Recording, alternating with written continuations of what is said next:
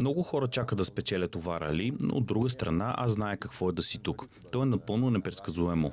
За състезание като Дакар, което трае 2 седмици, трябва множество неща едновременно да тръгнат добре. Нужен е и малко късмет. Така че ще използваме опита, който вече натрупахме, чисто новата кола, която имаме и добрия екип, за да се състезаваме умно. Напрежението. Винаги има напрежение, когато стартираш състезание. Особено такова като Дакар. Но за нас важното е да сме фокусирани, концентрирани върху своята работа и да се справим колкото може по-добре.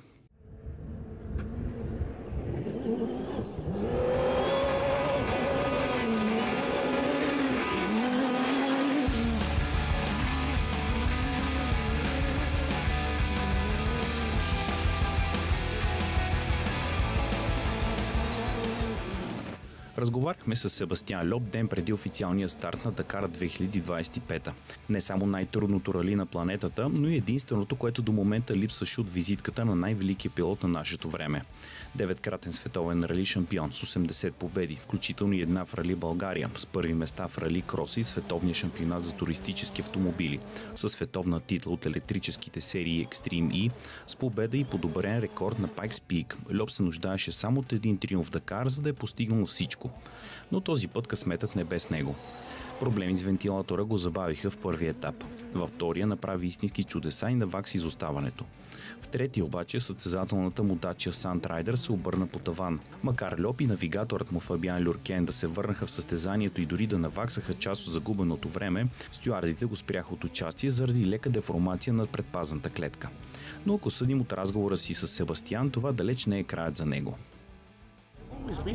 Винаги сте бил пословично гладен за победи, още от времената си като гимнастик, после младежките ралита, световния рали шампионат, чак до Pikes Peak. Представяте ли си, че някога може да загубите този глад? Виждате ли един ден Себастиан Льоп кротко да си почива, да се оттегли, да не върши нищо?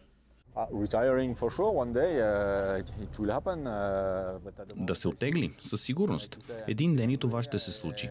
Но за момента, както казахте, все още съм гладен. Все още харесвам това, което върша. Обичам карането, обичам състезанията. Но един ден вероятно ще мисля различно. Аз и сега се наслаждавам на моментите, когато мога да съм от дома, с близките и приятелите си. Но обичам и миговете, когато трябва да напусна дома си, за да отида на състезание. Може би ще ви трябва нещо друго, което да запълни празнината, ако един ден се откажете от състезанията. Вероятно да. Човек лесно може да си намери други увлечения, други неща за правене. Но за момента моето увлечение е да карам. Съжалявате ли, че опитът с Формула 1 преди години не се получи, въпреки доста успешните тестове, които направихте? Да, но знаете ли, по-скоро съм щастлив, че имах възможност да опитам Формула 1, особено в реални условия, както беше при мен в официалните тестове. Но да се състезавам срещу всички онези пилоти в шампионата, вероятно щеше да е друго нещо. Аз съм човек, който набляга по-скоро на естествените пилотски умения, отколкото на педантичната подготовка за всяко състезание и работата за всякакви данни. Да, на времето, ако бях имал възможността да карам във формулата, щях да го направя. Но чак да съжалявам, не. Доволен съм от колата, която имам сега.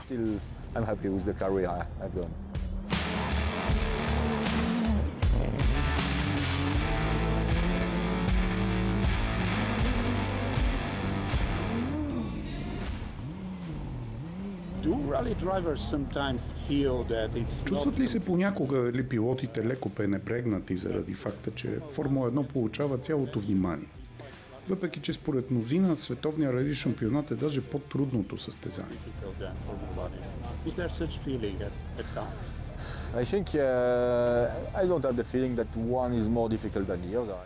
Не знам дали можем да говорим кое е по-трудното. Всяко от тези състезания изисква специалисти. Рали пилоти не са преминавали във Формула 1, но видяхме немалко пилоти от Формула 1 да се пробват в ралито и определено им беше трудно.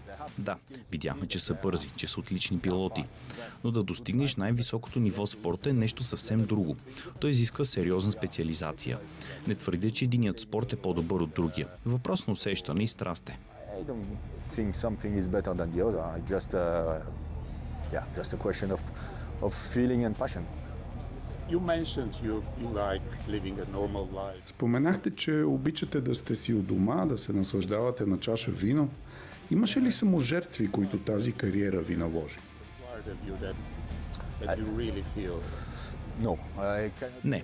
Не мога да кажа, че са били саможертви. Естествено, трябва да вършиш доста неща, да спортуваш, да се подготвяш, но това е част от играта. Мисля, че онова, което получавам замяна на страстта си, е повече от саможертвите, които е трябвало да направя заради нея. Как виждате бъдещето на моторните спортове? Чуваме много коментари, че младите хора днес не се интересуват толкова от автомобили, че ги разглеждат вече просто като полезни уреди. Има ли бъдеще моторния спорт? It has always been a motorsport, and when you see today how it works. Винаги имало моторен спорт. И ако погледнете нещата, и тук, и в Люман, и дори във Формула 1, спортът се развива добре. За сега не виждаме да има отлив. В бъдеще ще видим.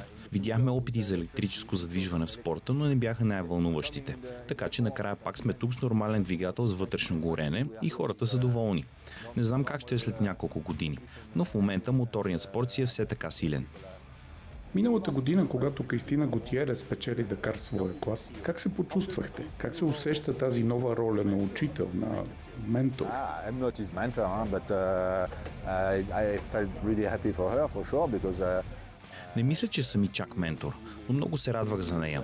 Няколко години карахме заедно, спечелихме заедно шампионата Extreme и сме добри приятели. Чудесно е да имаме и днес в отбора.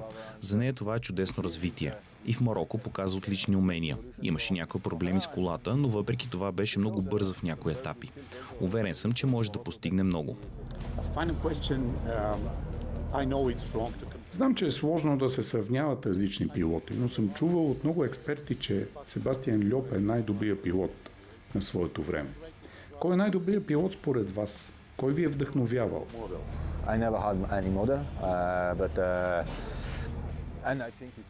Никога не съм имал модел за подражание, честно казано. И наистина не мисля, че можем да правим такива сравнения. В своето време някои пилоти са били наистина изключителни, но всеки си има своята епоха. Той се е справил добре тогава, аз съм се справил добре по мое време. Няма причина да се сравняваме.